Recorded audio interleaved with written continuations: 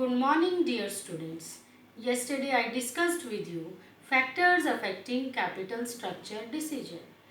Today also I am going to discuss remaining factors affecting capital structure decision. So the first factor which I will discuss today is tax rate. Students, interest on debt is a tax deductible expense. Whatever interest is to be paid on that that interest provides benefits in the payment of tax. So if tax rate is going on higher, in that condition issuing more debt will be beneficial because interest on debt is a tax deductible expense. Now I will explain you what is the meaning of tax deductible expense, how tax provides benefit, how interest on debt provides benefit in the payment of tax. Be focused on the board, students. So students, take an example. Suppose there is a borrowing at the rate of 10% and tax rate is at the rate of 30%.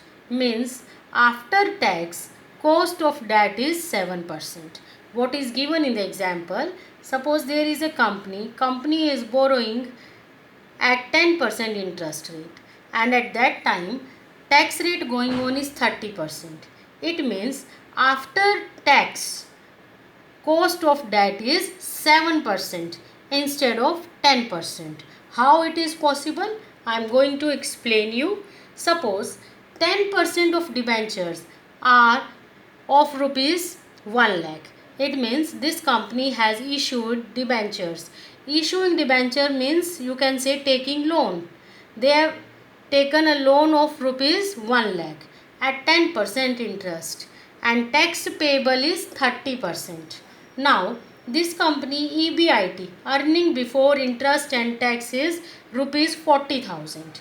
As you all know, from EBIT, first of all we have to deduct interest on debt, and that is loan is 1 lakh. 10% of 1 lakh is 10,000. I deducted it. After deduction I get earning before tax, that is 30,000. Now this company has to pay tax or at the rate of 30%. So on which amount tax will be calculated? On this earning before tax. So 30% of 30,000 will be rupees 9,000. It means this company has to pay tax of rupees 9,000. Suppose this company has not taken any loan. I told you this company has taken a loan of 1 lakh. Forget this situation. Suppose they have not taken any loan. It means their earning is EBIT is 40,000. No loan is taken, then no interest will be deducted. But company has to pay tax. Now company will pay tax on 40,000 because no interest is there. So 30% of 40,000, as tax rate is 30%. So 30% of 40,000 will be 12,000. So students, what you observed? If this company has not taken any loan, they are paying a tax of 12,000. But if they have taken a loan of 1 lakh and deducted 10,000 for interest, they are paying tax on 30,000, that is 9,000. It means in situation of taking loan, they are getting benefits in the payment of tax by rupees 3,000. So this was the sentence I spoke, that interest on debt is a tax deductible expense. It provides benefits in the payment of tax. That is shown in this example. So you can say after the payment of tax that cost of debt is less. What is the cost of debt in reality? They are paying 10,000 interest, but they are getting a benefit of 3,000 in the tax. So you can say cost of debt is, instead of 10,000, cost of debt is 7,000, we can say, because we are getting benefit of 3,000 in the tax. So we can say we are paying less interest, we are paying interest of only 7,000 for our understanding. So student, This is the explanation of tax rate. So what you can speak in two lines, if you can speak, if tax rate is going on higher, companies should issue more debt, and if tax rate is going on lower, companies should issue less debt. I hope this point is clear. Now I am moving to the next point, that is control. Students, control of the company remains in the hands of equity shareholders. If more equity shares are issued, control of company goes in many hands. Suppose existing equity shareholders don't want to give control in many hands. In such situation, company should not issue more equity shares. But if existing shareholders are not having any problem regarding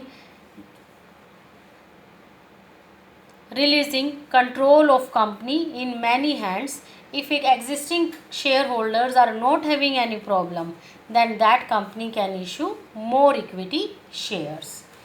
Next is flexibility. Every company should make its capital structure flexible. If a company has issued only equity shares, that company capital structure will be inflexible, because as I told you earlier also, whatever amount is collected through issue of equity shares, that amount cannot be returned till winding up of the company. Suppose at a point of time company comes to know they have arranged excess amount than requirement. In such a situation, they cannot return the amount of equity shareholders, because they can return only at the time of winding up. So you can say their capital structure is inflexible. So every company should make its capital structure flexible by issuing some debt also, because if they have arranged excess amount at any point of time, they can return the amount of lenders, they can return the amount of loan, and they can maintain their capital structure flexible. One more thing I want to add here. So any of the company should not issue debt to their maximum capacity. They should not issue it up to the maximum capacity or potential. Suppose a company is having potential to issue 70% debt out of the total capital, then they should issue at least 50% or 60% only. 10% gap should be maintained. Why? Because in any unforeseen circumstance, if suddenly there will be need of money, at that time they can issue debt. So up to the maximum potential, debt should not be issued. Some of the gap should be maintained. In this way, capital structure will be more flexible. After that, I am moving to the next point, that is regulatory framework. Every company has to work according to the rules and regulations of the law. In the same way, public company issues shares and debentures according to the rules regulations of Company Act 2013. When shares or debentures are issued, Company Act 2013 is followed. If a company has to take loan, they have to consider rules and regulations of financial institutions as well as banks. So, the institution or the source which is involving less rules and regulation, that source of finance is more attractive for the company's organization. Every company want to prefer that very source which involves less rules regulations. So rules and regulations must be considered while selecting debt or equity. Next is stock market conditions. Stock market conditions also affect issue of debt and equity. Suppose boom situation is going on. At that time, company prefers to issue equity because investors want to earn more profits. But if depression or recession situation is going on, companies prefer to issue debt. because every investor want safe side. They don't want to invest in equity. In the situation of depression and recession, investors want to invest in debt. Next is capital structure of other companies. Yes, students, in one industry there are many companies. Take an example of any garment industry. There are many companies come under garment industry. So many companies are working under garment industry like Bombay Rayon Fashions Limited, Satluj Limited. There are many examples of garment companies working under garment industry. So when I am taking the example of garment industry. Suppose any garment company has to make its capital structure. They can utilize the same capital structure adopted by other garment companies under the same industry, because they are bearing the same demand, same supply, they are bearing the same risk, so they can utilize the same capital structure adopted by other garments company. Suppose Bombay Rayon Fashions Limited has to design its capital structure. They can utilize the capital structure utilized by Satluj Limited. Like Satluj Limited, capital structure is 2:1. It means their debt is double the equity. So the same capital structure can be utilized by Bombay Rayon Fashions Limited, because both the companies are working under the same industry, following the same norms, same rules, regulation, same type of conditions. But we should not utilize other companies' capital structure blindly. We should check whether that capital structure is successful in our company or not. Suppose in our company business risk is very much high, we cannot utilize 2:1 capital structure. 2:1 means double amount of debt than equity. If our business risk is high, how can we bear double amount of debt? We cannot bear. So we should use other companies' capital structure working under the same industry, but we should not use it blindly.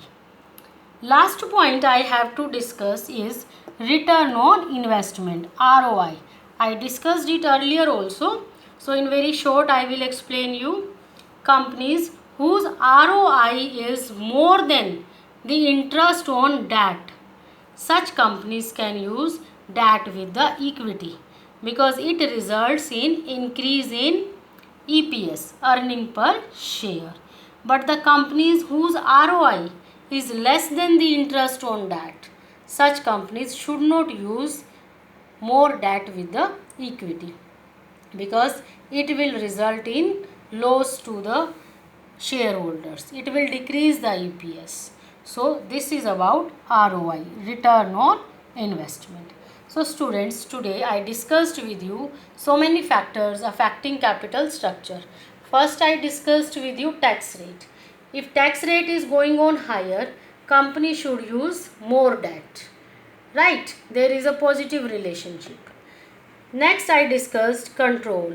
If equity shareholders are not having problem in losing control in many hands, they can issue more equity shares. Otherwise, debt. Flexibility. Every company should make its capital structure flexible by involving some amount of debt. Regulatory framework. While choosing from debt or equity, whatever rules and regulations are connected with them, they must be considered. Stock market conditions, boom or depression, must be considered while selecting debt or equity. Capital structure of other companies can be considered while designing our capital structure, but it should not be used blindly. ROI, return on investment. If higher than interest on debt, companies can go for debt with equity. So here your topic, factors affecting capital structure, is over.